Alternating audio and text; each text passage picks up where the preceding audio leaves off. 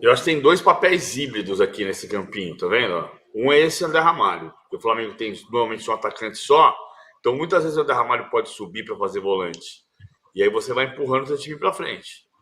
E o outro híbrido é o Garro, porque o Garro joga aqui, só que ele inverte aqui. Muitas vezes você vê o Yuri saindo da meia direita, como na jogada contra o Davi Luiz, e o Garro vem fazer uma espécie de falso 9. De resto, o Corinthians está conseguindo repetir formações, e aí ele faz a linha de 5, a linha de 4 e um centroavante na frente. Isso dificulta a entrada do adversário, e quando você recupera a bola, a transição tem que ser muito rápida para fazer chegar a Thales Magno, Yuri Alberto, Garro, Fagner pela direita, Matheus Bidu pela esquerda, e aí deixar os três zagueiros na saída de bola, o Kaká, o Félix Torres e o André Ramalho. Zé Martins, pode ser Zé Martins? José Martínez, que cometeu o pênalti, é um dos novatos, mas são 6, veja só. Um novo time, 6 titulares diferentes. Hugo Souza, André Ramalho, José Martínez, Thales Magno, faltaram 2. André Ramalho, Hugo Souza, André Ramalho, José Martins, Charles e o Hector Hernandes, que está fora dessa formação, que ele saiu com 8 minutos. É tanta gente que eu até esqueço. Muito bom. Eu queria aproveitar que estamos com lotação máxima aqui do De Primeira e pedir para a Amanda soltar a música, porque tivemos aniversário do PVC, então vou pedir para a gente cantar parabéns aqui. Muito bom! PVC, muita saúde para você, muitas pranchetas, que você tenha um ano cheio de glórias e vitórias e viagens, tudo de bom. Muita gente mandando parabéns para você aqui no nosso chat. Inclusive, o Antônio Muniz mandou um super chat para falar parabéns para você. Olha que fofo. Muito obrigado. Foi sexta-feira. O presente de aniversário foi ao Santiago Bernabéu ontem à tarde ver o primeiro gol de Mbappé pelo Real Madrid no Santiago Bernabéu. Eu tava lá. Olha, e a nossa produção... Muito bom. Nossa produção pegou um funk de parabéns. Maravilhoso. Obrigada. Calvoso, põe o Ramoneiro aí, Calvoso. Põe o Ramoneiro pra você ver o Ramoneiro do Bernabéu. Depois você faz um discurso pra você no final do programa. Um discurso de aniversário. E conta qual vai ser o seu desejo para esse ano, né? Porque não é todo dia que a gente faz aniversário. Hoje, então tem que aproveitar. Meu desejo hoje é pegar o avião na meia-noite. Que vai ser 7 da noite aí.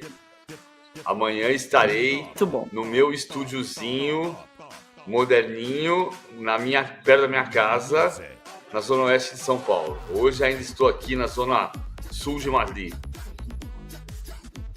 Muito bom, muitas mensagens aqui, hein, gente? Valeu demais. O Ian Noah tá perguntando quantos anos. Não faz mais essa pergunta, né? Depois de um tempinho. 55. Né? Olá, PVC, tá ótimo. Fazer o de primeira rejuvenesce, viu? Samir, Igor, muito obrigada pelas informações e até breve. E depois de tudo isso, eu só posso dizer parabéns para VC, tá? Um abraço do homem.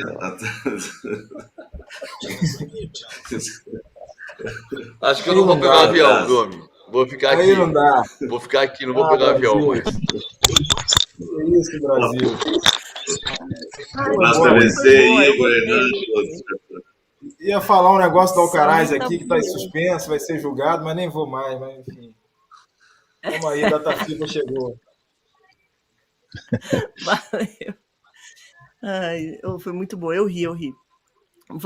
A gente se despede dos dois e coloca o Danilo Lavieri na nossa conversa para a gente falar do Palmeiras, que tem vitória, uma boa vitória, tem polêmica e tem muitas coisas, né, Danilo? Bem-vindo. Parabéns para VC, o Samir me deixou para entrar com essa. Eu gostei. No final, o nível das piadas do Samir normalmente é tão lá embaixo que essa aí foi até que boa, vamos dizer, vai. Parabéns, PVC. Hoje também teve aniversário do Tirone, teve aniversário do Mauro César, do Mauro Betting. Rapaz, é tanto jornalista aí que já tem mais um dia do jornalismo para colocar no calendário aí. Hoje é aniversário do Mauro Betting. Hoje é Mauro Betting. Teve Mauro Bé, teve Mauro César e Tirone esses dias aí. Tirone, o Mauro César é 31, um dia depois que eu. O Tirone eu não tenho certeza. O Arnaldo Ribeiro é dia 11 de setembro, dia do atentado de Nova York e da queda do Allende, da morte do Allende. Vou pedir para a Amanda colocar na nossa tela os gols de Palmeiras 2, Atlético 0, né? Atlético 0, Palmeiras 2. E aí a gente volta para os números, Danilo, para falar dessa briga pelo título, porque agora o Botafogo, com a vitória, tem 42,67% de chance de ser campeão. Quase o dobro, não mais que o dobro, do Palmeiras, que agora está com 21,91%. E depois vem Fortaleza com 19%, Flamengo com 12%. E aí para baixo é muito pouquinho, né? O São Paulo tem 1,78% só. Como é que fica agora essa disputa pelo título no seu entendimento? Essa matemática, ela provavelmente não considera que o Palmeiras tem só o Brasileirão, que o Botafogo lá na frente pode ter que jogar com um time misto para poder enfrentar o São Paulo na Libertadores, que o Flamengo tem Copa do Brasil e Libertadores. Eu acho que o jogo de ontem, ele acima de qualquer conta matemática, mostra um Palmeiras muito forte e que quebrou alguns, não sei se paradigmas, mas enfim, algumas questões que a gente ia ficar de olho para esse jogo. Primeiro, Palmeiras não ganhava fora de casa há praticamente 2 meses. Ganhou. Era obrigatório se o Palmeiras quisesse continuar na disputa do título. Palmeiras, tem muitas vezes que o Palmeiras, depois de ficar semanas ou dias sem jogar, quando volta mal. O Palmeiras voltou bem. Nos 15 primeiros minutos, o Palmeiras poderia ter feito 2-0 tranquilamente em cima do Atlético. Então é uma reação de um time que agora está talvez se reestruturando com uma outra formação, sem Rafael Veiga, com Zé Rafael de vez no banco, Maurício, Felipe Anderson e Caio Paulista jogando um pouco mais pela esquerda e os três muito bem. Caio Paulista, aliás, numa sequência muito boa. Então é um Palmeiras que dá sinais de que pode sim brigar pelo tricampeonato consecutivo. A matemática aí que você apresentou no início é de praticamente o dobro, mas na prática o Palmeiras está 3 pontos atrás do Botafogo. Se a gente lembrar de 2023, 3 pontos não é nada perto do que foi a diferença de 2023. Aqui na nossa enquete tá Botafogo e Palmeiras 42%, os dois, empatadíssimos. Depois Fortaleza lá atrás 12% e Flamengo apenas 3%. Qual é o seu voto, PVC? Quem vai ser o campeão do Brasileirão? Eu ainda vou falar Botafogo. O Palmeiras tem que ganhar 5 jogos seguidos. O Palmeiras ganhou a segunda seguida. O Palmeiras tem que ganhar 5 terceira. Tem que ganhar o Criciúma, tem que ganhar São Paulo, seguida, Cuiabá e Atlético Paranaense. No Brasileiro, que teve a história do Botafogo no meio do caminho, que foi um empate. Mas tem que ganhar 5 seguidas, que foi o que aconteceu no ano passado. Quando o Palmeiras fez 5-0 no Cuiabá semana passada, muita gente disse assim, o Palmeiras no ano passado também engrenou depois de um 5-0. Não é bem assim.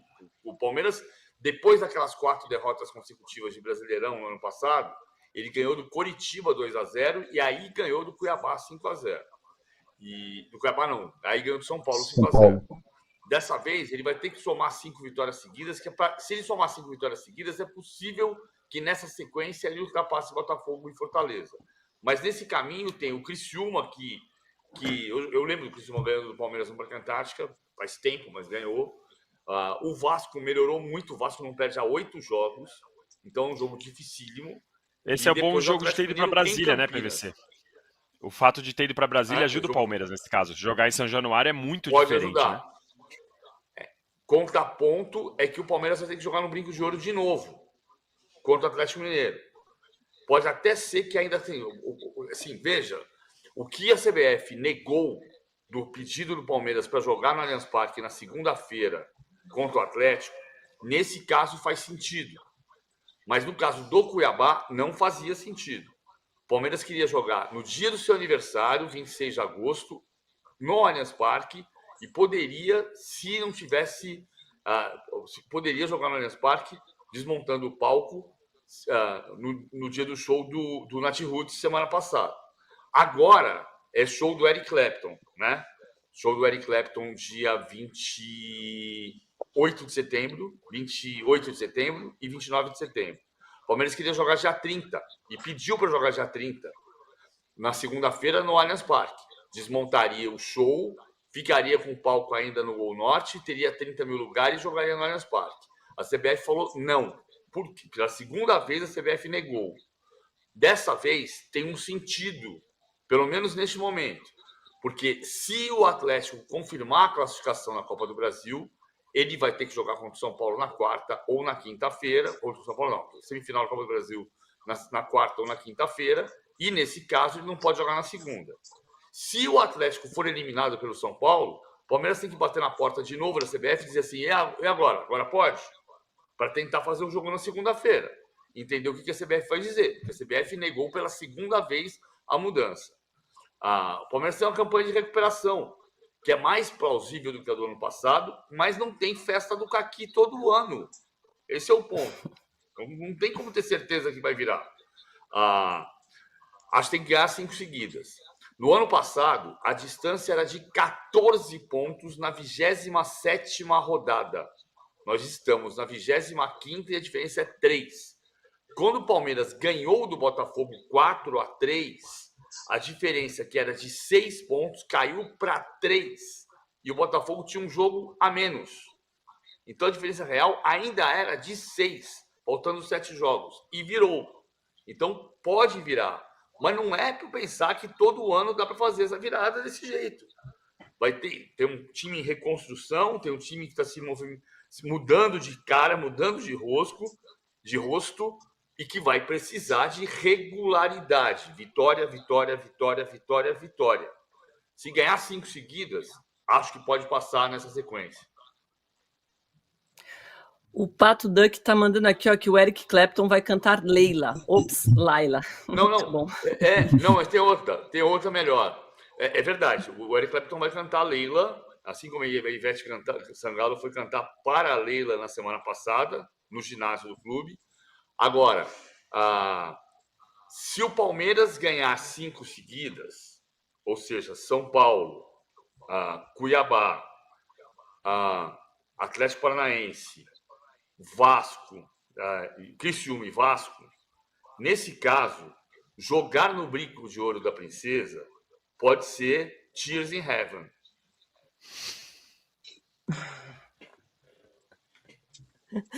Ô, Domi,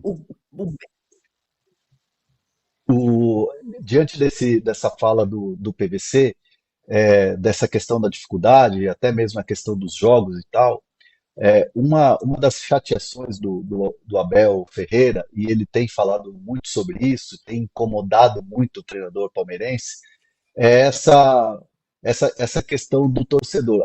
Não ganhou a Libertadores, não ganhou a Copa do Brasil, a obrigação é ganhar o Brasileiro.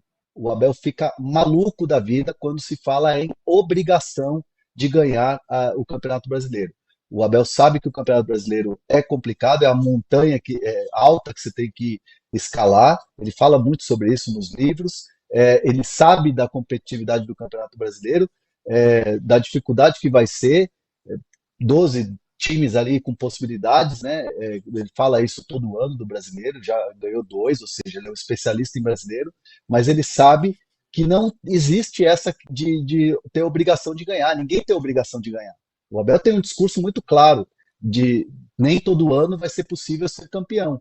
Então, assim, o Palmeiras vai trabalhar quietinho, vai ter mais tempo do que os seus rivais, já está deixando o time azeitado. Você vê que os jogadores estão voltando de lesão, estão ajudando demais. O caso do Estevão ontem, que arrebentou no jogo, foi decisivo. Então, o Palmeiras vai trabalhar quietinho, vai trabalhar tranquilo, sem esse peso da obrigação que o Abel Ferreira fica magoado, para não dizer outra coisa. Boa, o B. Quirilos está falando aqui, o Almeiras, muito bom, por favor. Agora, o Abel falou mais uma vez sobre o episódio de machismo, pela segunda vez, ele se manifestou, que ele mesmo fez, né? Ele mesmo causou na última entrevista coletiva. A gente nem precisa repetir aqui o que ele falou, né? Vocês já estão sabendo. Quem não está sabendo, me manda aqui no chat que eu falo. Aí ele pediu desculpa, vamos escutar antes e aí a gente debate. Hoje, uma semana depois, estou aqui, mais uma vez, a pedir desculpa e a voltar a referir aquilo que disse no início, que é Os desvios cometidos não fazem a regra, nem definem as pessoas. Lamento tudo o que aconteceu.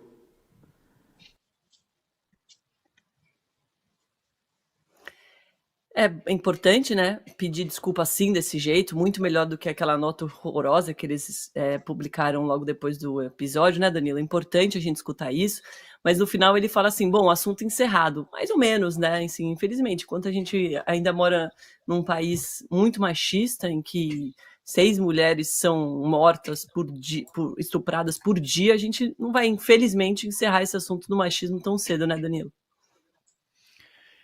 Eu acho que foi importante ele ter falado numa coletiva pedindo desculpa, e ele fala, eu peço desculpa, embora depois ele fale, lamento tudo que aconteceu, porque o erro não faz a regra. Qual é a grande preocupação dele, né? A preocupação dele é que daqui para frente sempre vão falar que ele é machista, toda vez que ele falar alguma coisa vão chamar ele de machista, e toda a coletiva dele. Então ele está muito preocupado que isso pegue, que isso grude. E para não grudar, depende só dele. Depende dele e de como ele vai se comportar daqui para frente em outras ocasiões que ele pudesse posicionar nesse sentido contra o machismo, ou quando ele tiver outros momentos que ele ficar nervosinho, como ele normalmente fica, o jeito que ele vai se comportar nas respostas e etc. Depende só dele. Então eu vejo essa preocupação. Acho que demorou um pouco para ele pedir essa desculpa de verdade, porque como você disse, a nota foi muito ruim. Tudo bem, esperou o jogo acontecer e tal, mas hoje em dia, se ele quisesse mesmo, ele poderia ter convocado uma coletiva. Eu tenho certeza que teria fila de espera para uma coletiva dele na sala de imprensa do Palmeiras, se ele quisesse realmente remediar rápido essa questão. Então acho que demorou. Mais antes tarde do que nunca. Agora, essa questão de grudar o rótulo de machista nele vai depender só dele, de grudar ou não. Ele que vai fazer esse trabalho para que essa pecha não fique grudada nele. Fato é que ele errou feio.